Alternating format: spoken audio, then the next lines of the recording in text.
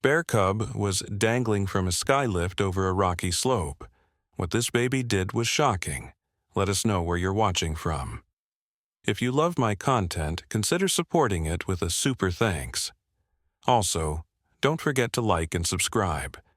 It'll help us to remain in touch with amazing people like you. The mountain resort was quiet that morning. Too quiet. Harrison Blake wiped down the lodge window while watching snow drift across the empty ski slopes.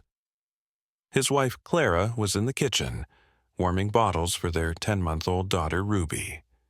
The baby sat in her high chair, playing with a wooden spoon, completely unaware that this ordinary Tuesday would become anything but. Outside, the ski lift groaned and creaked, its cables swaying in the bitter wind. The season hadn't officially started yet, but the lift ran daily maintenance cycles. Harrison noticed movement near the base station. A small black shape wandered between the support poles. His heart sank. Bears were common in these parts, but usually they stayed away from the mechanical equipment. "Clara, come look at this," he called, not taking his eyes off the creature. It was young, maybe 6 months old, stumbling through the snow with that clumsy curiosity only cubs possessed.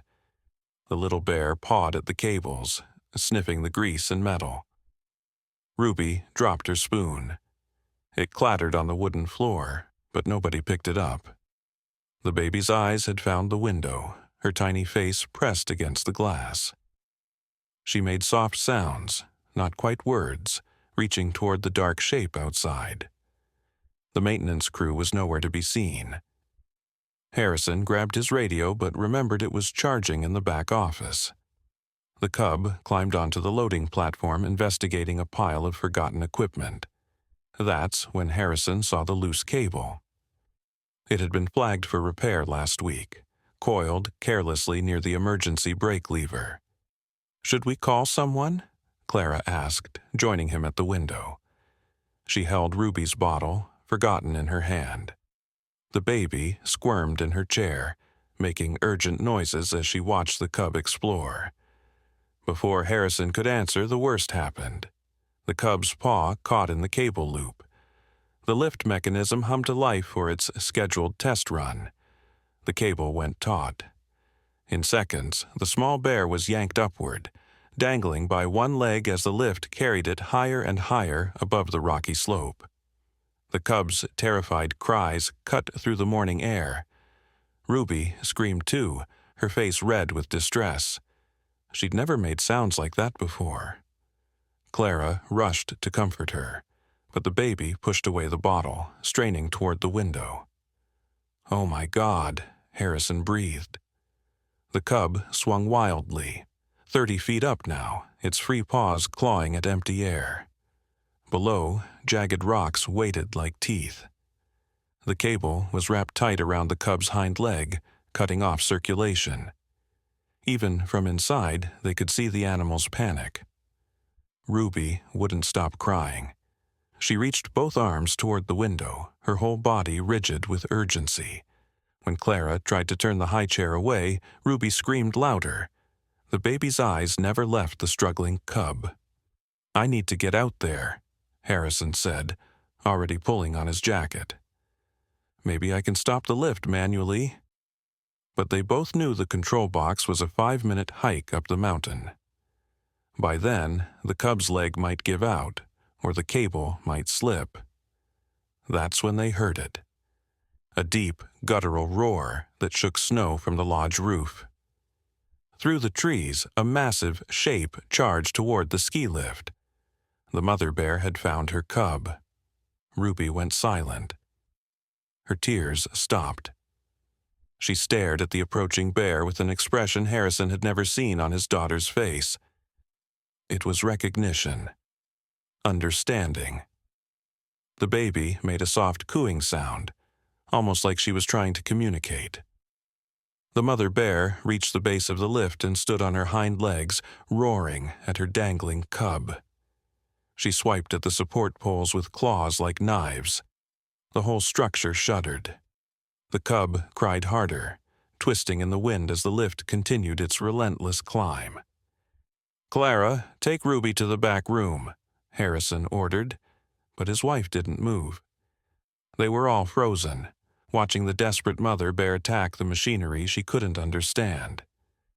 Ruby had started making sounds again, but they weren't cries.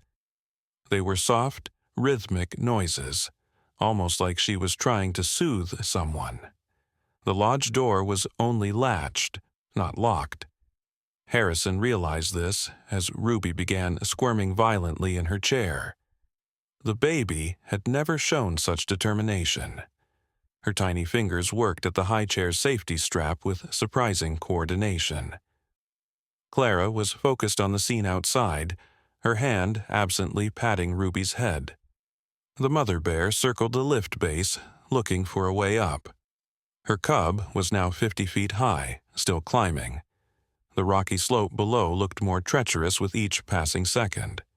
The cub's cries were getting weaker, its struggles less violent. Exhaustion was setting in.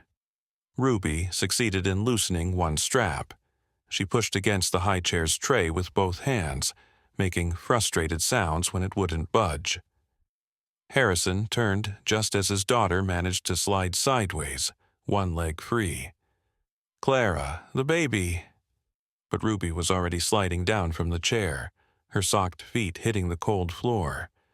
She crawled toward the door with shocking speed. Clara lunged after her, but Ruby had reached the latch. With both hands, the baby pulled at it, whimpering with effort. "No, Ruby, no." Clara scooped her up, but Ruby writhed and twisted, reaching desperately for the door. Her cries matched the rhythm of the cub's distant wails. It was like they were calling to each other. The mother bear had found the lift's support ladder. She began climbing, her massive weight making the structure groan. 20 feet up, she slipped, crashing back to the ground. Snow exploded around her. She rose immediately, shaking her great head, and started climbing again. Ruby had gone limp in Clara's arms, but her eyes remained fixed on the window. Tears streamed down her round cheeks. She made a sound Harrison had never heard before, a low, mournful call that raised the hair on his neck. It was answered by the cub's weakening cry. The second section of the ladder bent under the mother bear's weight. She fell again, harder this time. When she stood, Harrison saw blood on the snow. The bear's shoulder was injured, but she limped back to the ladder. Her determination was heartbreaking. Ruby struggled free of Clara's grip and dropped to the floor. This time she crawled to the window, pressing both palms against the cold glass. The sounds she made weren't baby babble anymore. They were purposeful, directed. The cub's head turned toward the lodge, even from that impossible height. "Harrison, look," Clara whispered. The mother bear had stopped climbing. She stood at the base of the lift, staring directly at the lodge window. At Ruby, the baby, and the massive bear locked eyes across the distance. Ruby's sounds grew louder, more insistent. The cub was barely moving now. The lift had carried it almost to the midway station, 100 feet above the rocks. Its trapped leg had gone dark with lost circulation. Soon, the weight would be too much. The leg would give out, or the cub would lose consciousness and slip free of the cable. Ruby slapped the window with open palms, her voice rising to match the mother bear's roars.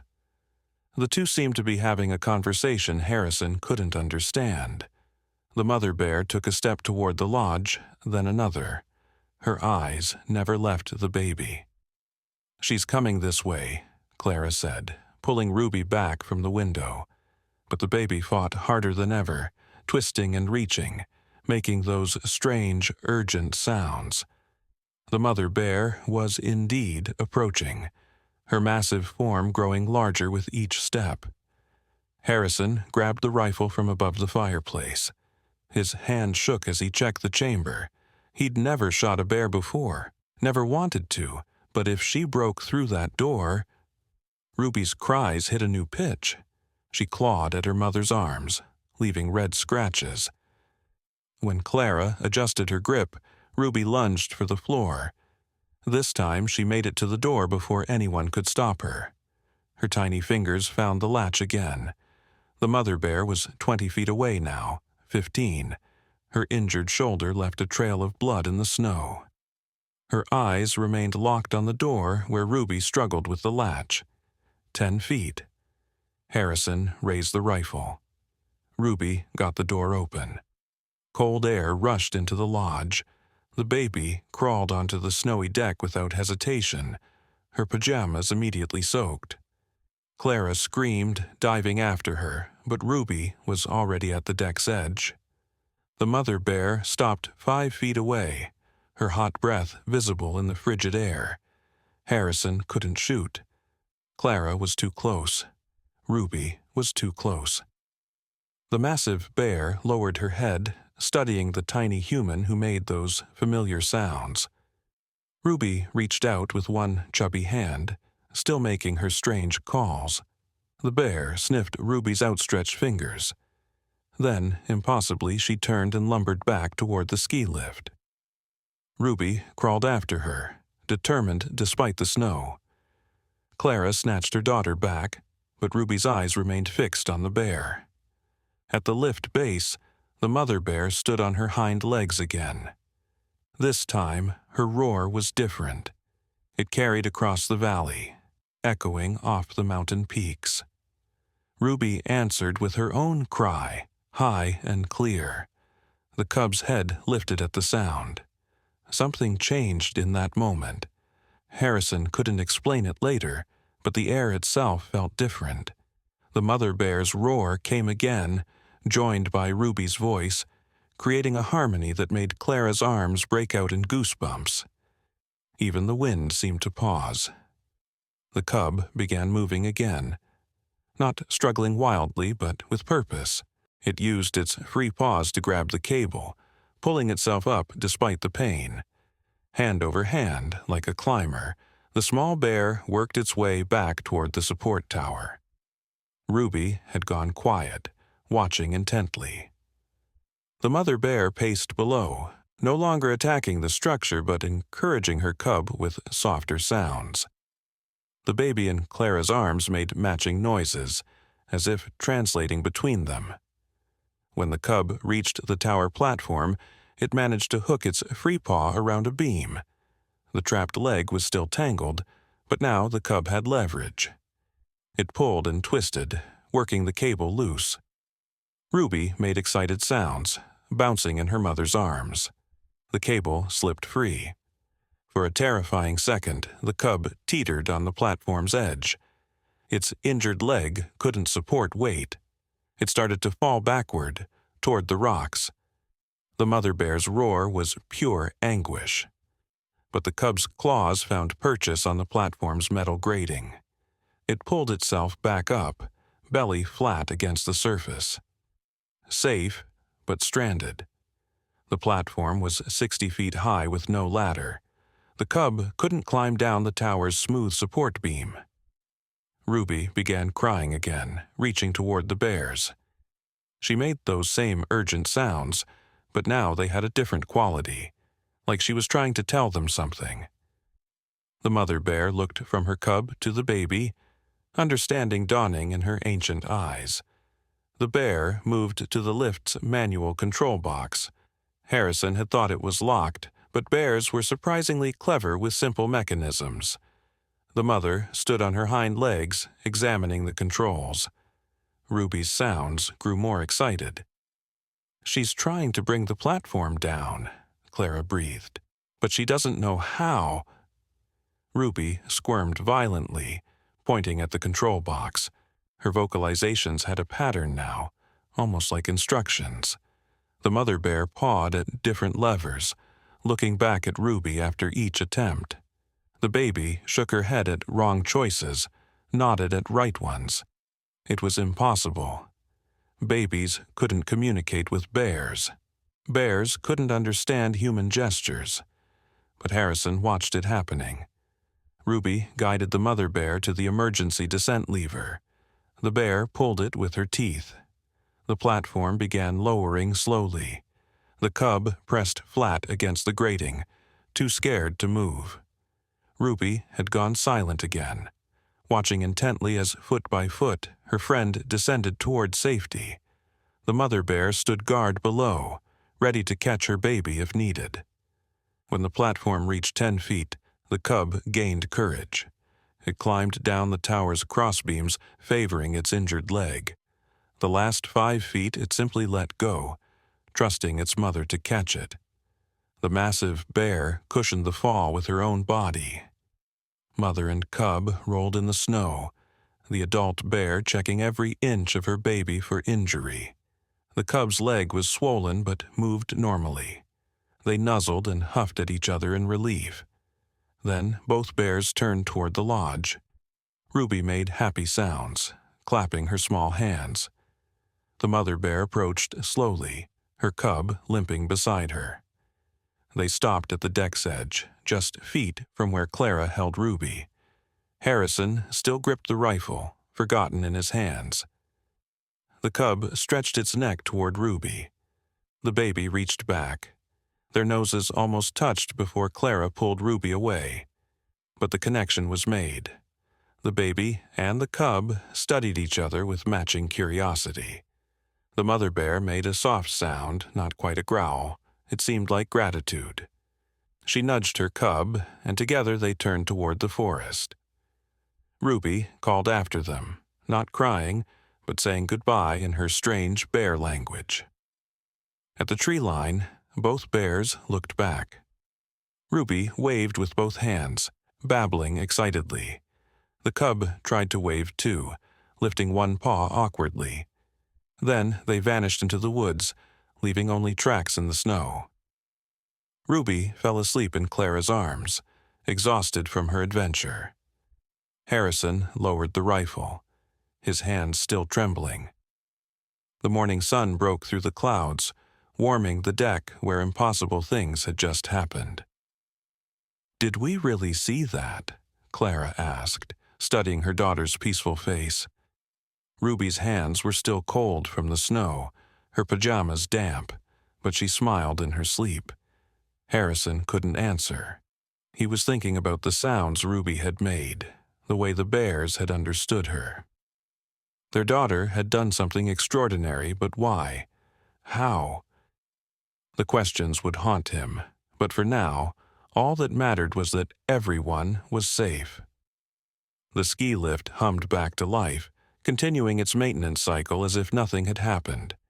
But small paw prints in the snow told the truth. A cub had been saved. A baby had been heard. And somewhere in the forest, a mother bear understood that humans weren't all the same. Ruby stirred in her sleep, making soft sounds that almost seemed like bear calls. Clara kissed her daughter's forehead and carried her inside. The morning was still young, but their world had changed forever.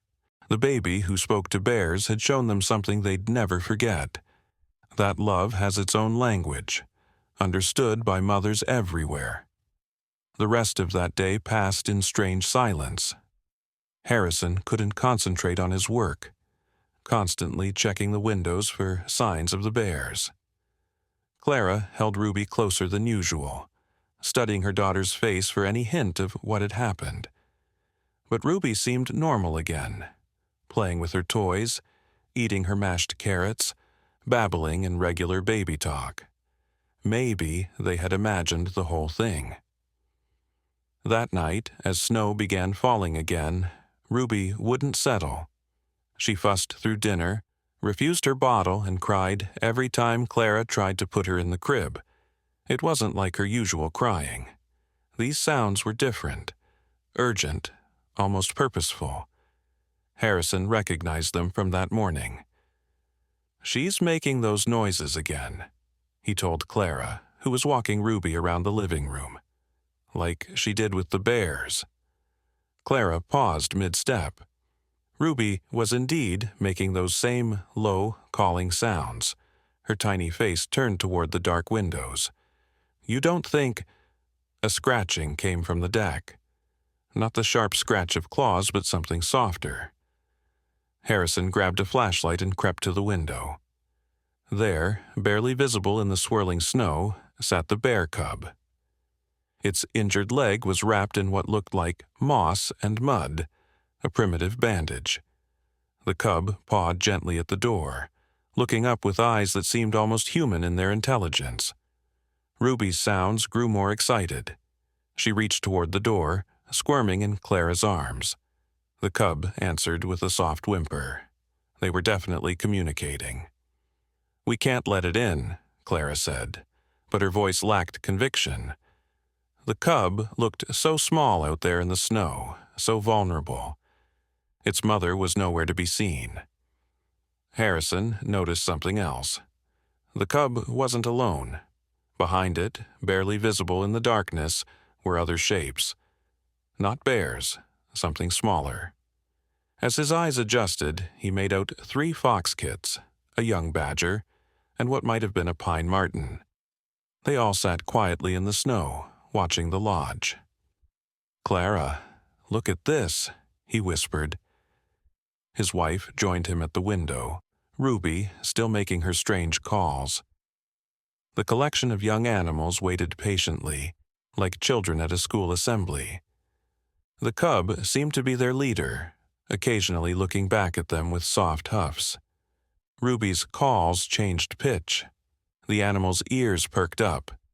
The fox kits yipped softly in response. The badger chittered. It was like watching a conversation Harrison couldn't understand. "They're all injured," Clara noticed. One fox kit held its paw up. Another had a scarred ear. The badger moved stiffly, favoring its left side. Even the pine marten had patches of missing fur. It's like some kind of animal hospital gathering. Ruby made a particular sound. 2 short calls followed by a long one. The bear cub stood up, turned to the other animals, and made a similar noise. They all began moving, following the cub as it limped toward the storage shed beside the lodge. "Should we follow them?" Clara asked. Ruby was practically climbing out of her arms, desperate to go outside. Her calls had taken on an instructive quality, like she was giving directions. Harrison grabbed jackets for all of them. "I think we have to. Ruby won't rest until we do." He bundled his daughter in her warmest snowsuit while Clara found boots and gloves. Ruby squirmed through the dressing process, her sounds never stopping. Outside, the cold hit them like a wall. Ruby didn't seem to notice. She pointed toward the shed, making excited noises. The animals had gathered by the door, waiting. The bear cub looked back at them, then at the door's padlock. "You want us to open it?" Harrison asked, feeling slightly ridiculous talking to a bear. The cub huffed and nodded, actually nodded. Ruby clapped her mittened hands. The shed was their emergency supply storage. Harrison unlocked it, pushing the door open. The animals filed inside orderly, each finding a spot among the boxes and equipment. The cub climbed onto an old blanket, curling up with a satisfied grunt. The fox kits huddled together near a space heater that wasn't plugged in. The badger disappeared behind some camping gear. Ruby made a new sound, pointing at the heater. Clara found the extension cord and plugged it in. Warm air began flowing. The fox kits chirped appreciatively, scooting closer. Ruby giggled, her first normal baby sound all evening. "I think she's helping them find shelter," Clara said wonderingly. "But how does she know what they need?" Harrison was examining the bear cub's makeshift bandage. The moss was packed with some kind of mud that had hardened like a cast. It was primitive but effective. More importantly, who taught them to treat wounds? Ruby crawled toward the corner where the badger had hidden. She made soft, encouraging sounds until the creature emerged. Its left side had a nasty gash, partially healed but still raw. Ruby looked up at her parents expectantly. "The first aid kit," Clara realized. She grabbed it from the shelf, kneeling beside Ruby and the badger. The animal didn't flee. It sat still as Clara cleaned the wound with antiseptic wipes. Ruby made soothing sounds throughout, her tiny hand resting on the badger's head. They spent the next hour tending to the animals. Harrison splinted the fox kit's injured paw while Clara applied antibiotic cream to various cuts and scrapes. Ruby directed everything with her sounds, somehow knowing which animal needed attention next. The creatures waited patiently for their turn, trusting these strange humans completely. When they finished, Ruby made a different call, 3 long notes ascending in pitch. The bear cub's eyes drooped. The fox kits yawned. Even the normally nocturnal badger looked sleepy. Within minutes, all the animals were asleep, warm and safe in the shed. "It's like she sang them a lullaby," Clara whispered. Ruby looked satisfied, finally allowing herself to be carried back to the lodge. She fell asleep before they reached the door. Harrison locked the shed but left the heater running. "What do we do now? We can't keep wild animals in our storage shed." "I don't think we have a choice," Clara said, studying Ruby's peaceful face. "Something's happening here, something important. Ruby's connected to them somehow." That night, Harrison barely slept. He kept checking the window, watching the shed for signs of trouble. But everything remained quiet. The snow continued falling, covering the tracks that led to their door. By morning, there was no evidence of their strange visitors except Harrison's memory. Ruby woke with the sunrise, immediately making her calling sounds. Clara carried her to the window. The shed door was still closed, but somehow Ruby knew the animals were awake. She pointed and vocalized until Harrison agreed to check on them. The animals were indeed awake, sitting in a semicircle like they were waiting for something. The bear cub held a pine cone in its paws. The fox kits had arranged small stones in a pattern. Even the badger had contributed, dragging a fallen branch into the center of their circle. "Are they making something?" Harrison asked as Clara and Ruby joined him. Ruby clapped excitedly, making new sounds he hadn't heard before. The animals responded, each adding to their strange collection. The pine marten brought dried berries. The injured fox kit offered a blue jay feather. Ruby pointed at the arrangement, then at her parents, clearly trying to communicate something important. The pattern began to make sense. The pine cone sat at the center, surrounded by the stones in a spiral. The branch pointed toward the forest. The berries and feather marked specific positions like a map. "They're showing us something," Clara breathed. "A location?" The bear cub stood and limped to the door, looking back expectantly. The other animals followed. Ruby made urgent sounds, reaching toward them. She wanted to go too. "Absolutely not," Harrison said. "We're not following wild animals into the forest with our baby." But Ruby's cries grew desperate. The animals waited patiently at the door, occasionally adding their own calls. The bear cub returned to the pattern, touching the pine cone with its paw, then pointing toward the trees with unmistakable purpose. "Harrison," Clara said quietly, "what if someone needs help?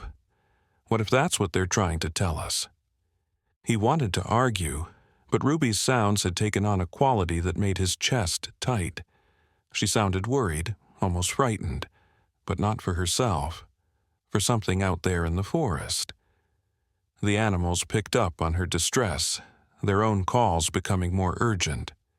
Against every parental instinct, Harrison found himself bundling up his family for a forest trek. He strapped Ruby to his chest in her carrier, grabbed the emergency pack and rifle. Clara carried medical supplies and blankets. The animals led the way, moving slowly to accommodate the humans. The bear cub followed a game trail Harrison had never noticed before. The fox kits ranged ahead, occasionally circling back to make sure the humans were keeping up. The badger and pine marten flanked them like guards. Ruby had gone quiet, her face serious as she watched their guides. After 20 minutes of hiking through knee-deep snow, the sounds reached them. Whimpering, crying. Not quite animal, not quite human. Ruby responded immediately, her own calls echoing through the trees. The animals picked up the pace. They emerged into a small clearing where an ancient pine had fallen, creating a natural shelter. Beneath its branches, Harrison saw something that made him stop short. A brown bear, not the mother from yesterday, but an older, grayer female, lay on her side. Her breathing was labored, her eyes glazed with pain. Pressed against her belly were 3 tiny cubs, no more than a few weeks old. But that wasn't the shocking part. Curled up with the cubs, keeping them warm with her own body heat, was a human child. A girl, maybe 4 or 5 years old, with tangled dark hair and clothes made from poorly sewn animal pelts. She looked up at their approach with eyes that were startlingly intelligent, almost feral. Ruby made a soft greeting sound. The girl answered in kind. They were speaking the same language, the one Ruby had somehow learned, the one that crossed species barriers. "Dear God," Clara whispered, "how long has she been out here?" The girl didn't seem frightened of them. She carefully extracted herself from the pile of cubs, approaching slowly. Her movements were fluid, animal-like. When she reached them, she touched Ruby's foot with one dirty finger, making a questioning sound. Ruby answered with what seemed like her name in their strange language. The girl repeated it, then offered her own, a series of clicks and soft growls that sounded like Kira to Harrison's ears. She turned back to the dying bear, her young face creased with worry. The animals that had led them here spread out, taking defensive positions around the clearing. They knew this place, Harrison realized. They'd been here before. This was their sanctuary, and the girl, Kira, was somehow part of their community. "The bear's dying," Clara said quietly, kneeling beside the massive animal. The mother's eyes tracked to her, showing neither fear nor aggression, just exhaustion. "She's lost too much blood, internal injuries, maybe?" Kira made urgent sounds, gesturing between the cubs and the humans. Ruby translated somehow, her own sounds taking on Kira's urgency. The message was clear: help them, save the babies. Harrison knelt beside the mother bear, feeling her weak pulse. She was indeed dying, probably had been for days, but she'd held on, kept herself alive just long enough for help to arrive. How had she known they would come? "We need to get the cubs somewhere warm," Clara said. "They'll die without milk, without care." Kira understood. She gathered the 3 cubs with practiced ease, wrapping them in a skin pouch she wore across her back. They mewled weakly, but trusted her completely. She'd done this before, Harrison realized. This wild child had been caring for orphaned animals for who knew how long. The mother bear lifted her great head one last time, looking directly at Ruby. She made a sound, soft, grateful. Ruby answered with her own gentle call. Then the old bear's eyes closed. Her breathing slowed, stopped. The forest fell silent except for the cubs' hungry cries. Kira stood, the cubs secure against her back. She looked at Harrison and Clara with those unsettling, intelligent eyes, then at Ruby. The baby reached out from her carrier, making invitation sounds. Kira hesitated. "Come with us," Clara said softly, though she doubted the girl understood English. "You and the babies. Come where it's warm." Ruby translated in her way, her sounds gentle but insistent. The other animals, their original guides, added their voices. The bear cub Harrison had saved yesterday limped forward, touching Kira's leg with its nose. The message from all of them was clear. Go with the humans. Trust them. Kira made her decision. She adjusted the cubs in their pouch and began walking back the way they'd come. The animals fell into formation around her, a protective escort for their human pack member. Ruby babbled happily, finally showing normal baby excitement. The journey back took longer. Kira moved carefully with her precious cargo, stopping frequently to check the cubs. At one point, she pulled out a small wooden bowl and a leather pouch from her belt. Inside was a mixture of crushed nuts, berries, and something that smelled like fish oil.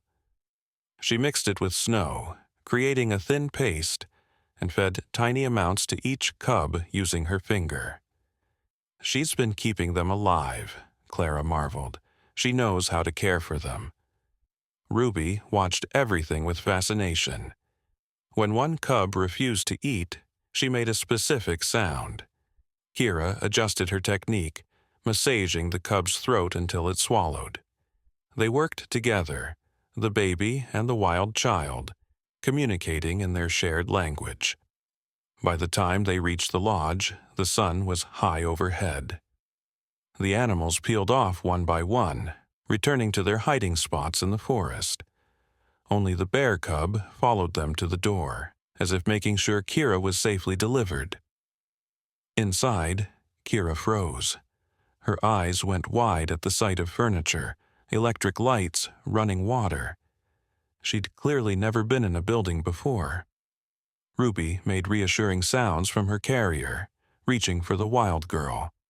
After a moment, Kira stepped inside, clutching the cubs protectively. Clara ran warm water in the kitchen sink while Harrison found clean towels. Kira watched suspiciously as they prepared a bath for the cubs, but when Ruby made encouraging sounds, she carefully unwrapped the babies. They were tiny, eyes still closed, whimpering with cold and hunger. What followed was surreal. Clara bathed the cubs while Kira hovered anxiously. Harrison prepared formula from the emergency supplies, remembering the orphaned raccoons they'd raised 2 summers ago. Ruby directed everything with her sounds, translating between human and wild child. Within an hour, the cubs were clean, warm, and fed. They slept in a box lined with heating pads and soft blankets. Kira sat cross-legged on the floor beside them, refusing to move. She'd accepted a sandwich from Clara but ate it like an animal, tearing small pieces and chewing suspiciously. "We need to call someone," Harrison said quietly. "Child services, wildlife rescue, somebody." Clara was watching Ruby and Kira interact. The 2 children, one wild, one domestic, were carrying on an animated conversation in their strange language. Ruby showed Kira her toys. Kira shared small objects from her pouches, carved bone, pretty stones, a bird's skull. "Not yet," Clara decided. Let's see what happens. This is bigger than just a lost child. She's part of something out there. The animals trust her. She trusts Ruby. Maybe we need to understand before we involve authorities." As if understanding, Kira looked up at them. She made a sound and pointed at herself, then at the cubs, then toward the forest. The message was clear. "I belong here. With them." Ruby added her own commentary, sounds that seemed to support Kira's claim. She reached from Clara's arms, wanting to be put down with her new friend. When Clara obliged, Ruby crawled to Kira and hugged her. The wild girl stiffened, then slowly returned the embrace. Night was falling again. Kira showed no signs of wanting to leave. She curled up beside the box of cubs, one hand resting protectively on their makeshift nest. Ruby wouldn't go to bed until she was lying next to Kira, her own tiny hand touching the wild girl's arm. "What have we gotten into?" Harrison asked, covering both girls with a blanket. Kira's eyes tracked his movements, but she didn't flinch away. "Progress." "I don't know," Clara admitted. "But Ruby's connected to something amazing. This girl, the animals, that language they share. We're part of it now. Outside, snow continued to fall. Somewhere in the forest, animals bedded down for the night, knowing their human ambassador was safe. The bear cubs dreamed milky dreams in their warm box, and two little girls, one civilized, one wild, slept side by side, bridging worlds with their shared understanding. Harrison checked the locks and turned off the lights. Tomorrow would bring questions, decisions, complications. But tonight, his family had grown in the strangest way possible. The baby who spoke to bears had found her teacher, and their quiet mountain lodge had become a bridge between the human and wild worlds. As he climbed the stairs to bed, Harrison heard it again, that soft chorus of animal calls from the forest, saying good night, perhaps, or standing guard. He paused at Ruby's door, listening to the gentle breathing of two small girls who understood each other in ways he never would.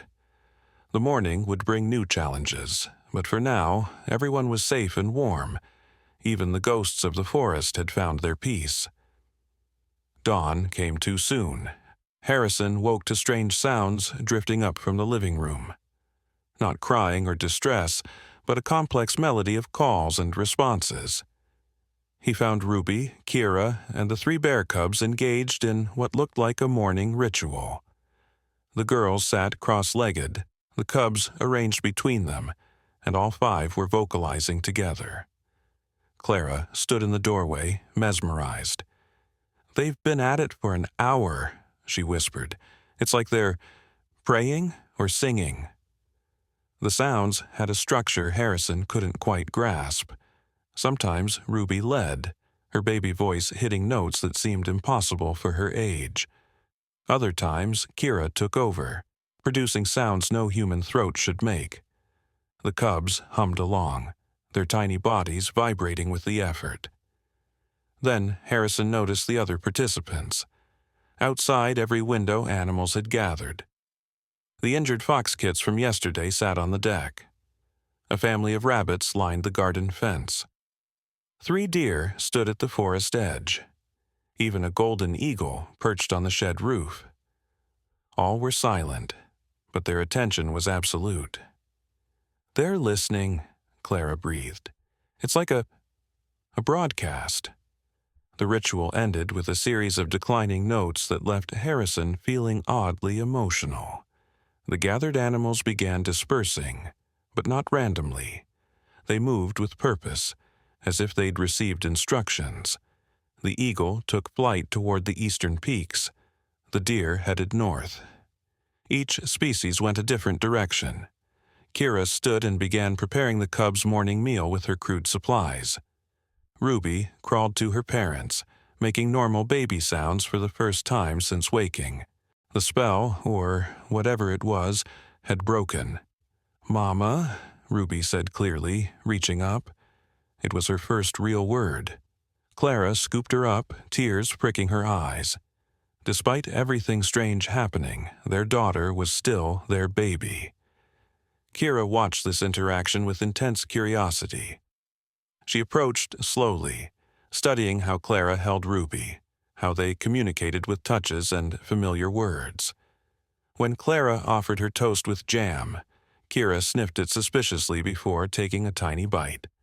Her eyes widened at the sweetness. "Ja?" she attempted, pointing at the jar. It was the first human sound she'd made. "Jam," Clara said carefully. "Jam. Ja. Kira tried again. Ruby clapped encouragingly. "Jam!" It was a breakthrough. Over breakfast, Kira began attempting more words. Simple ones, eat, cup, hot, but she learned with astonishing speed. Ruby seemed to help, making bridging sounds between English and their animal language. Sometimes she'd vocalize in the strange tongue, then point at objects while saying their English names. Harrison was documenting everything in his journal when the knock came. 3 sharp raps that made Kira freeze like a startled deer. She grabbed the cub's box and looked ready to bolt. "It's okay," Clara soothed. though Kira didn't understand the words yet. Ruby made calming sounds in their shared language. Through the window, Harrison saw their nearest neighbor doctor, Sarah Chen, standing on the porch. Sarah was a wildlife veterinarian who lived 5 miles down the mountain. She visited occasionally to check on injured animals Harrison and Clara found. But they'd never called her about yesterday's events. "Morning, Harrison," Sarah said when he opened the door. Her eyes immediately found Kira and widened. "I see you have guests." Before Harrison could explain, a chittering came from Sarah's jacket. A young raccoon poked its masked face out of her pocket. It was making sounds, the same type Ruby and Kira used. Sarah's expression shifted from surprise to understanding. "You hear it too," Harrison said. It wasn't a question. Sarah nodded slowly. "Started 3 days ago. My patients began talking. Not just vocalizing, but communicating complex ideas. This one," she indicated the raccoon, "told me to come here, said there was a gathering." The raccoon scrambled down and approached Kira, who greeted it with familiar sounds. They conversed briefly before the raccoon scampered to Ruby. The baby giggled and responded in kind. Soon, all three, wild child, baby, and raccoon, were chattering away. "There are others," Sarah said quietly. "I've been getting calls. Veterinarians, wildlife rehabilitators, even some pet owners. Animals are displaying new behaviors worldwide, and a few humans, mostly children, seem to understand them." Clara brought coffee while Harrison filled Sarah in on their experiences. The veterinarian examined the bear cubs professionally but gently, noting Kira's protective hovering. "She's been caring for them expertly," Sarah observed. "That formula she made? It's basically what I'd prescribe, just using natural ingredients. How long has she been out there?" "We don't know," Clara admitted. "She won't or can't tell us, but she knows things about animals, about the forest, about this language they share." Sarah was quiet for a moment, watching the interspecies conversation continue. "I found something yesterday," she finally said, "in my grandfather's papers. He was a naturalist, studied animal communication for decades. He wrote about moments in history when the barrier between human and animal consciousness thinned. Times of great change or danger when species needed to cooperate." "You think that's what's happening?" Harrison asked. "Look at the signs," Sarah gestured toward the window.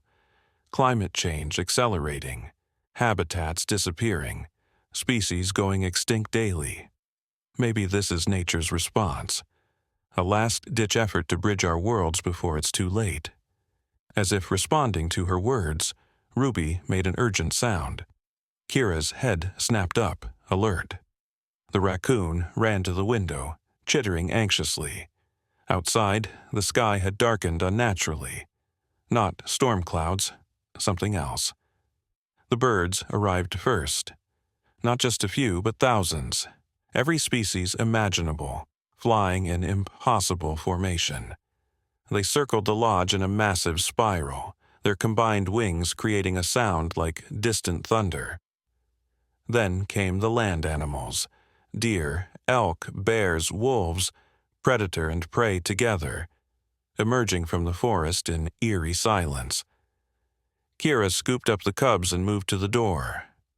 Ruby reached for her, making sounds that clearly meant, "Take me too." Against every instinct, Clara found herself passing her baby to the wild girl. The two children stood at the threshold, looking out at the gathering storm of life. "Something's coming," Sarah whispered. "Something big." The animals parted, creating a corridor from the forest to the lodge. Down this path walked a figure that made Harrison's blood run cold. It was human-shaped, but wrong somehow. Too tall, too fluid in its movements. Its features seemed to shift between human and animal with each step. Kira made a sound Harrison had never heard before. Part recognition, part fear, part awe. Ruby echoed it, reaching toward the approaching figure. The being stopped 20 feet away, regarding the lodge with eyes that held the wisdom of millennia. When it spoke, the words bypassed Harrison's ears and appeared directly in his mind. Not English, not the animal language, but pure meaning that transcended sound. The bridge builders have gathered. The time of choosing approaches. Ruby and Kira responded in their shared tongue, but Harrison understood the essence. They were acknowledging the being, accepting some kind of responsibility. The figure's attention shifted to the adults. You, who shelter the bridges, you too must choose. The old ways are ending. The new connection offers hope, but at a price. Will you stand at the threshold? Harrison felt Clara's hand find his. Sarah stepped forward, her raccoon returning to her shoulder. "What are you?" the veterinarian asked. The being's features solidified momentarily into something almost human, a woman with ancient eyes and skin that seemed to contain forests. "I am what remains of the first bridge, the original connection between your kind and theirs. Long ago, humans chose separation, built walls of logic and language. Now those walls crumble. The children remember what you forgot." She gestured to Ruby and Kira.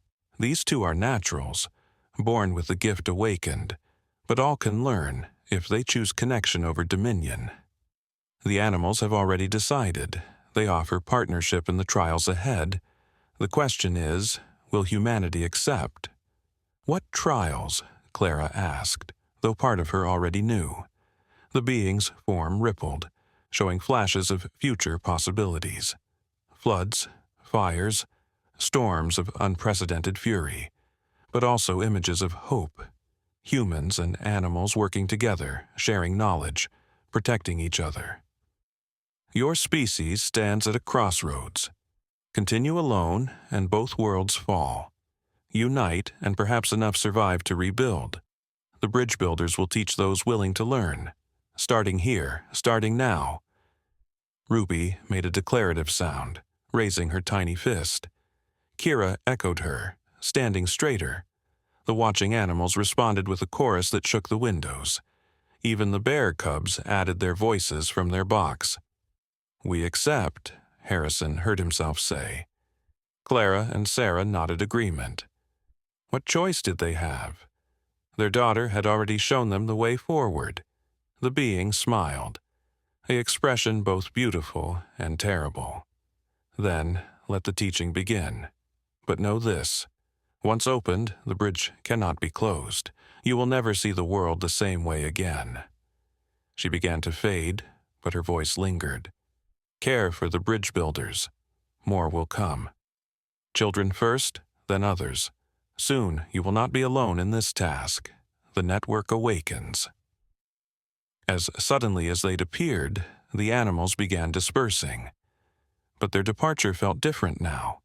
Organized, purposeful. Some headed back to the forest. Others remained near the lodge. The birds maintained their spiral overhead, as if standing guard. Kira carried Ruby and the cubs back inside. The two girls were chattering excitedly in their language, apparently discussing what they'd witnessed. The raccoon left Sarah's shoulder to join them, adding its own commentary. "Well," Sarah said shakily, "I guess I'm staying for a while. We have a lot to figure out." Clara was already making plans. "We'll need supplies, food for the animals, medical equipment, educational materials. If we're going to be some kind of school, sanctuary, we need to prepare."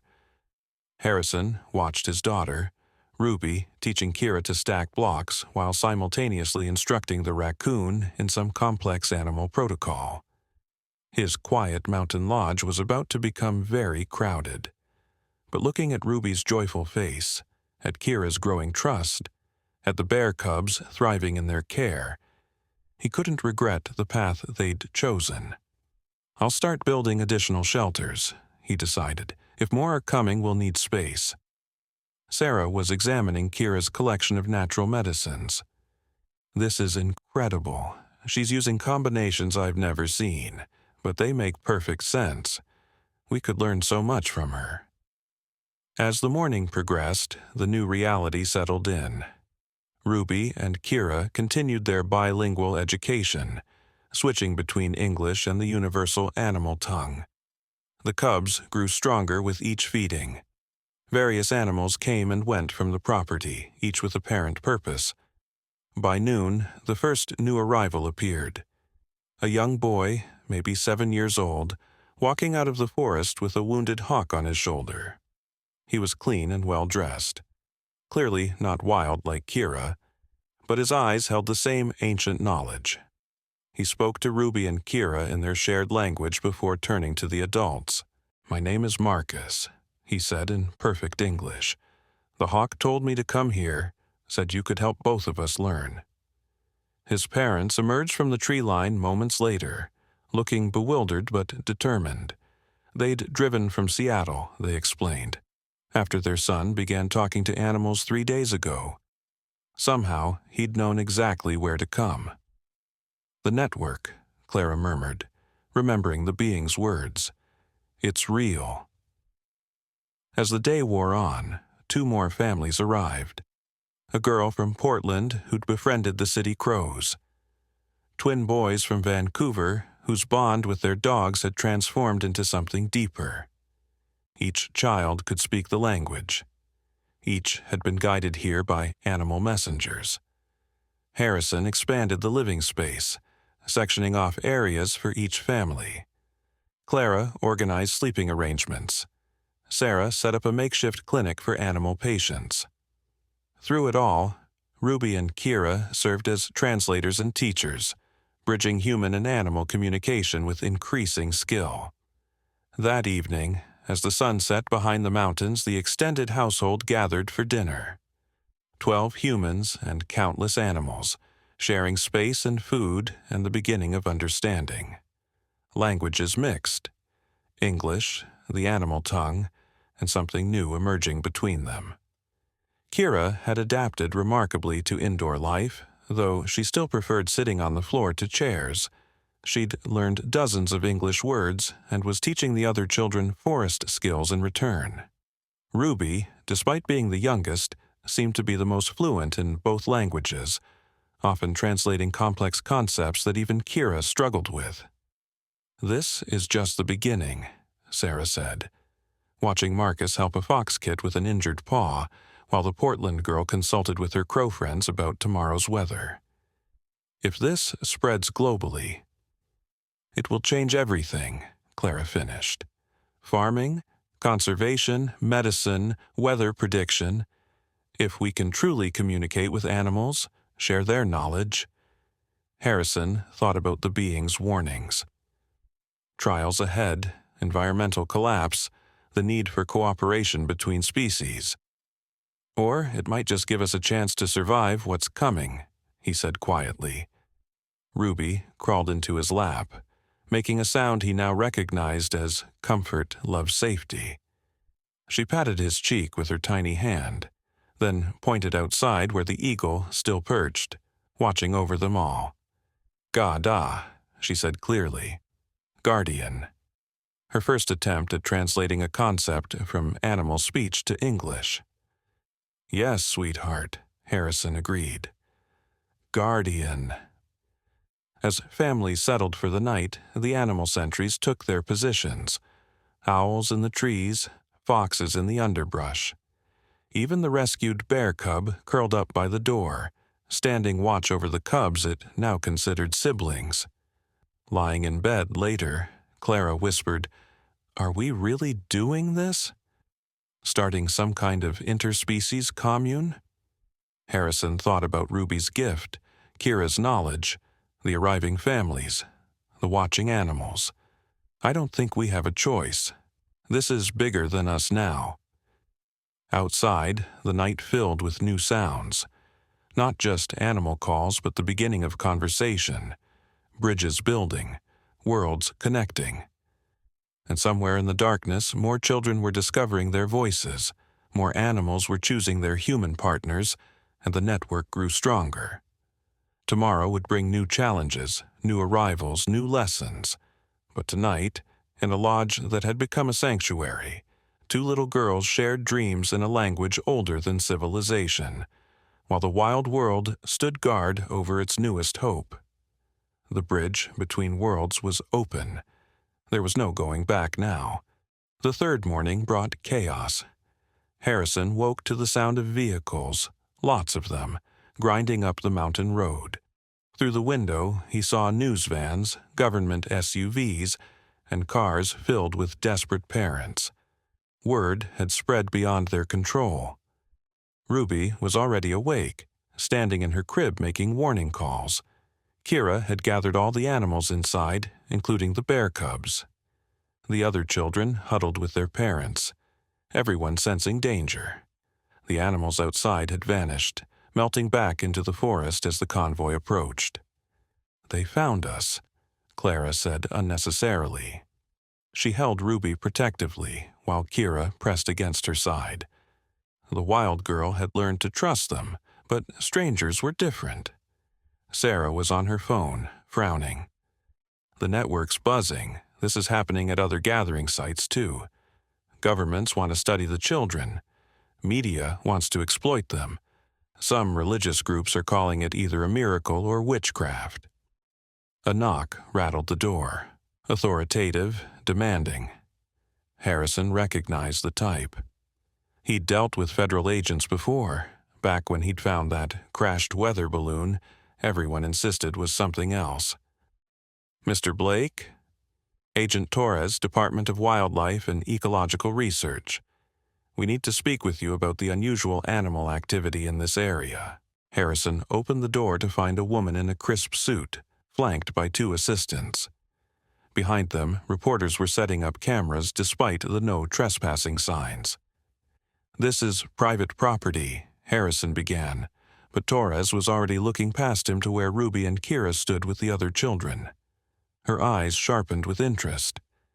"Are these the children who can allegedly communicate with animals?" She didn't wait for an answer. "We'll need to bring them in for evaluation. For their own safety, of course. The phenomenon needs to be properly studied." "Absolutely not." Clara stepped forward, every inch the protective mother. "You have no authority." "Actually, we do." Torres produced a document. "Emergency powers activated due to potential ecological crisis. Any individuals displaying anomalous abilities must be registered and assessed." Ruby began crying, not normal baby tears, but the warning sounds she used with animals. Immediately, Kira and the other children joined in. The chorus was unlike anything Harrison had heard, a sound that raised primitive alarms in his brain. Then the ground shook. It wasn't an earthquake, but hundreds of large animals moving in unison. From the forest came bears, not just a few, but dozens. Brown bears, black bears, even a massive grizzly that shouldn't have been in this region. Behind them came elk, moose, mountain lions, predator and prey together, surrounding the lodge in a living wall. Agent Torres stepped back, hand moving to her sidearm. The cameras swiveled frantically, but the animals didn't attack. They simply stood there, watching, waiting. "Call them off," Torres demanded, but her voice shook slightly. "We can't," Harrison said honestly.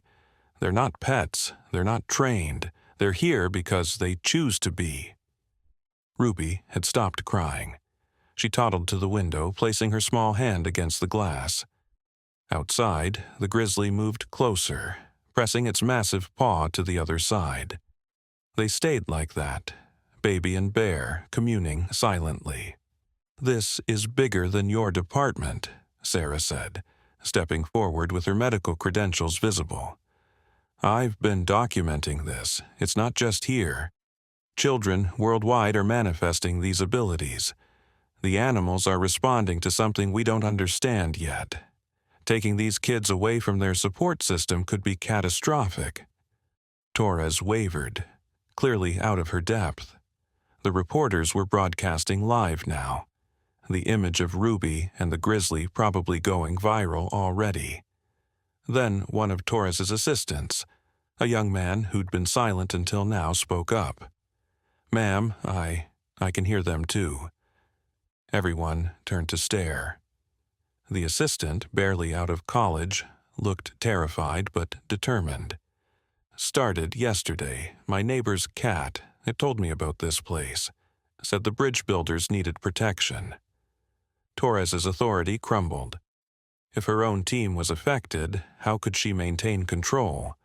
The situation had spiraled beyond bureaucratic solutions.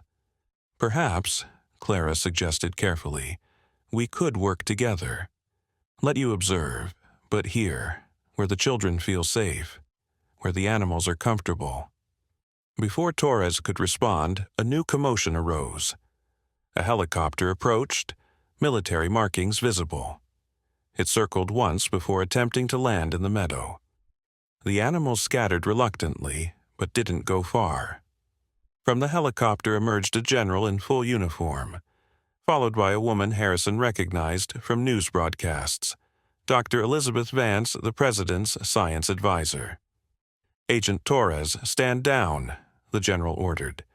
"This situation is now under joint military scientific oversight." Dr. Vance approached more diplomatically. She was older, with kind eyes that studied the children with genuine curiosity rather than cold assessment. "Mr. and Mrs. Blake, I apologize for the intrusion, but you must understand what's happening here could change everything. We need to work together." Ruby had moved to the door, making insistent sounds. Kira joined her, and together they pushed against it. Harrison found himself opening it despite the assembled officials.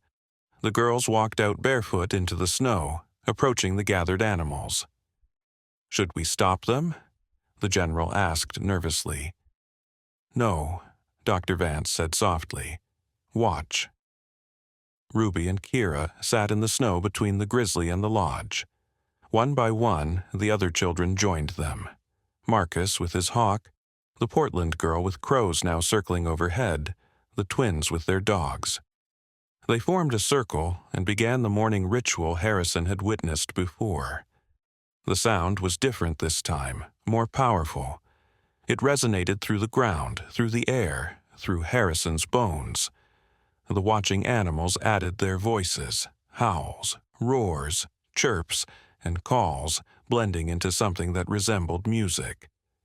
Then the images began. They appeared in the air above the children like holograms, visible to everyone. Forests burning, oceans rising, cities flooding, species dying, but also humans and animals working together. Children like Ruby teaching adults the new language. Scientists partnering with animal guides to solve ecological crises. A world transformed by cooperation. "It's a warning, Doctor," Vance breathed, "and an offer." The images faded, but the message was clear. The children rose, returning to the lodge with their animal companions. Ruby reached for Harrison, and he scooped her up, feeling her small body trembling with exhaustion. "We need a treaty," Agent Torres said suddenly. Everyone looked at her in surprise. "Not with you," she clarified. "With them, with the animals. If they're sentient enough to organize like this, to communicate complex ideas, then they're not just wildlife anymore. They're people. Different kind of people, but people." The general looked like he'd swallowed something sour, but Dr. Vance nodded thoughtfully. It would be unprecedented. But then, so is this entire situation. Over the next hours, a strange negotiation took place. Ruby and Kira, despite their age, served as primary translators. The other children helped, each contributing their understanding. The animals sent representatives, the grizzly for the bears, an ancient raven for the birds, a scarred wolf for the predators. Terms were simple but revolutionary. The lodge would become an official sanctuary and learning center. The children would be protected, not taken. Scientists could observe but not interfere. In exchange, the animals would share their knowledge of coming environmental changes, help humans prepare for what couldn't be prevented. "You realize what you're signing," the general warned Dr. Vance. "We're acknowledging non-human intelligence, granting rights to animals. It'll change everything: law, ethics, economy." "Look at the alternative," she replied, gesturing to where Ruby sat with the grizzly, teaching it basic English words while learning its language in return. "Change is coming whether we accept it or not. At least this way, we're partners instead of victims." The media had a field day.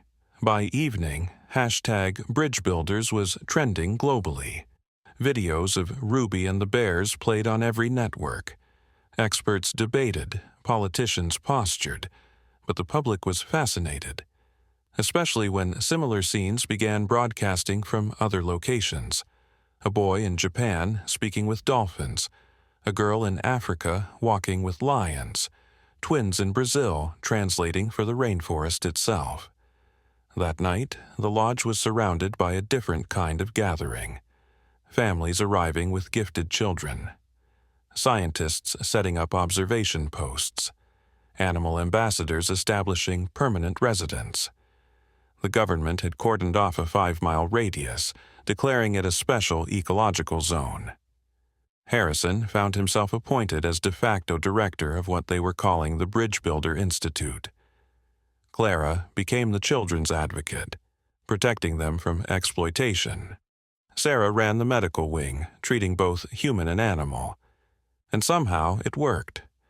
Ruby and Kira shared a room now, their cribs pushed together. The bear cubs slept between them, growing stronger daily. The wild girl was learning English with astonishing speed, while teaching the other children survival skills that might soon be necessary.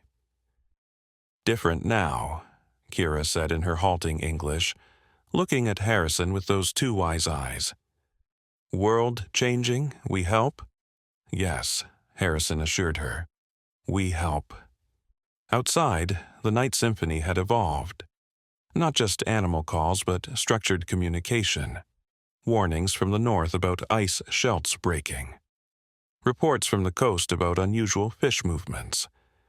Data that human instruments couldn't detect, but animal senses registered clearly. In her sleep, Ruby murmured in the bridge language, her tiny voice joining the global chorus of children and creatures preparing for an uncertain future. The transformation was irreversible now. Humanity had been offered a second chance through the innocence of children and the wisdom of the wild. But even as hope bloomed, Harrison couldn't forget the being's warnings. Trials ahead, changes coming. The bridge was built, but the real journey was just beginning. Tomorrow would bring new challenges, but tonight, his daughter slept peacefully between worlds, a tiny ambassador for all of Earth's children, human and otherwise. The intercom crackled with Dr. Vance's voice. "Mr. Blake, we've just received word. The UN is calling an emergency session. They want a bridge builder to address the General Assembly. They're requesting Ruby." Harrison looked at his sleeping daughter, so small, so young, carrying such an enormous gift. The world was watching, waiting, hoping, and somehow a 10-month-old baby had become humanity's translator, bridging the gap between what was and what must become. "Tell them we'll be ready," he said quietly. Whatever came next, they'd face it together. Human and animal, adult and child, united by a language older than civilization and newer than tomorrow. In the forest, ancient eyes watched and approved. The bridge builders were stronger than expected. Perhaps there was hope after all. 3 months later, Harrison stood in the wings of the UN General Assembly Hall, holding Ruby in his arms.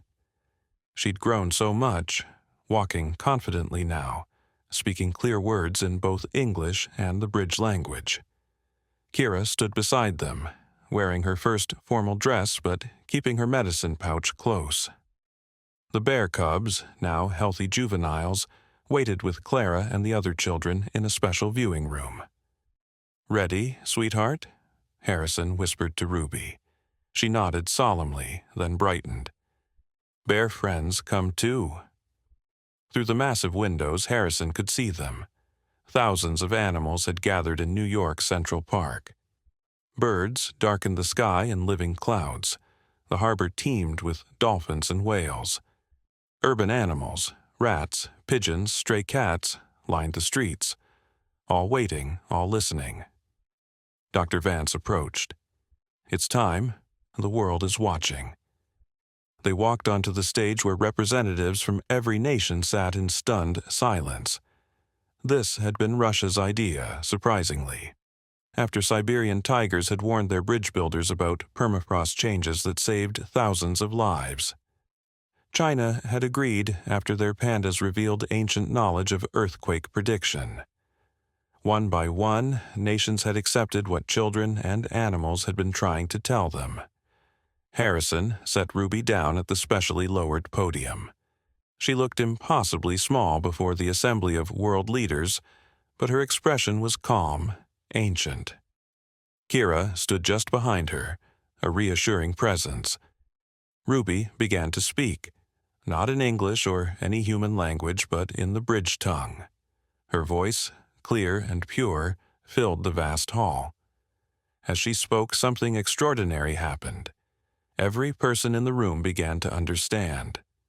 Not the words, the meaning itself flowed directly into their minds. Images appeared in the air, just as they had at the lodge, but these were different. Not warnings of disaster, but memories of harmony. Times before the separation when humans and animals worked as one. The first hunters who asked permission from their prey, the farmers who listened to the land through the voices of birds, the healers who learned medicine from watching wolves and bears. Then came the future visions. Cities where birds helped monitor air quality. Oceans where whales guided ships through safe passages. Farms where every creature contributed to the ecosystem's health. Search and rescue teams of humans and animals saving lives together. Medical breakthroughs discovered by observing animal healing practices. Ruby's voice grew stronger. The bridge language seemed to awaken something dormant in the listeners. One by one, delegates began to hear it, really hear it. The Japanese ambassador gasped as he understood his aide's service dog for the first time. The Brazilian representative heard the potted plants in the corner discussing photosynthesis. The Secretary General's cat, who'd wandered in despite security, jumped onto the podium beside Ruby.